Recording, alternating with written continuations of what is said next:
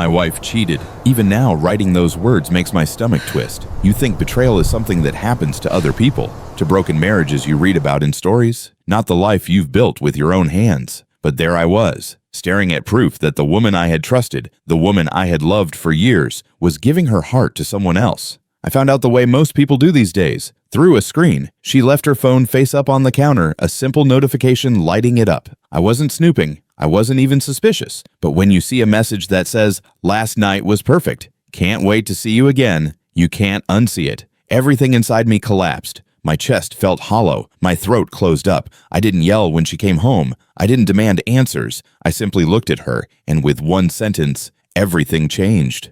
"I know." Her face drained of color. Instead of guilt, instead of tears, she just sighed and whispered, "I'm sorry, but I don't love you anymore." That was it. No fight, no explanations. 10 years together, gone in seconds. I couldn't stay in that house. The walls felt poisoned. So I grabbed a bag, shoved in some clothes, and drove. The only place I could think of was my best friend Daniel's. When I arrived, I called him from the driveway. My voice cracked as I said, "She cheated.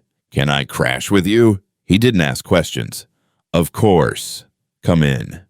Walking into his house felt surreal. The warmth of the lights, the sound of the TV in the background, it all felt so normal, and I felt anything but normal. I must have looked like a ghost because the first person to react wasn't Daniel, but his mom, Linda. She'd always been kind to me, ever since we were kids running in and out of each other's houses. She took one look at my face, set down the laundry she was holding, and pulled me into a hug. "She's a fool for letting you go," she whispered. That night, I barely slept. I lay in the guest room, staring at the ceiling, my mind replaying every moment of my marriage. Every smile now felt like a lie, every memory twisted into something sharp. I thought the pain would crush me, but in the morning, Linda knocked on the door.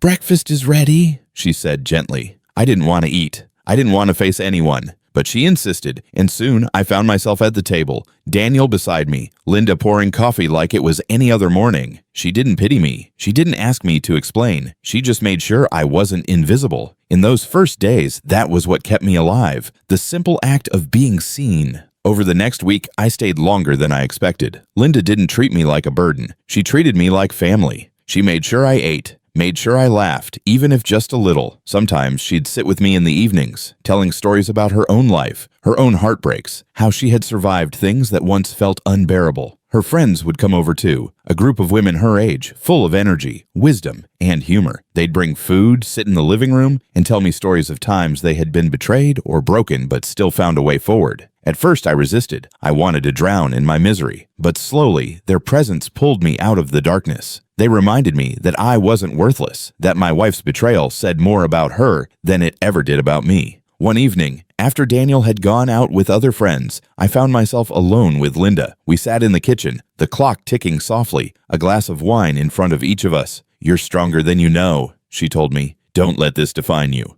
I looked at her, really looked at her, and realized she wasn't just offering comfort. She was offering me the truth, that I had value, that I mattered, that my life wasn't over because of one woman's choices. Something shifted inside me that night, not in a reckless or romantic way, but in a human way. For weeks I had felt like a shadow of myself, but in Linda's presence, I felt alive again. Wanted, seen. The days turned into weeks. Slowly, I started rebuilding. I went back to the gym. I reconnected with old hobbies. I found myself laughing with Daniel again, even joking with Linda's friends when they came by. I wasn't healed, not completely, but I was no longer broken. And when my wife finally called, crying, begging for another chance, I didn't hesitate. "No," I said firmly. "You made your choice.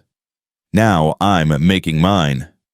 For the first time in months, I felt strong. Looking back, I realized I could have let betrayal destroy me. I could have let it turn me bitter and hollow, but instead it led me to a place where I was reminded of something vital, that love and care can come from the most unexpected places, that being valued doesn't always come from where you think it should. My wife thought she shattered me, but crashing at my friend's place, being cared for by his mom and the people around her, rebuilt me piece by piece. She cheated, yes, and that broke me. But what came after? That saved me, because in the end, betrayal doesn't define you. What defines you is how you rise once you've been brought low. And I chose to rise.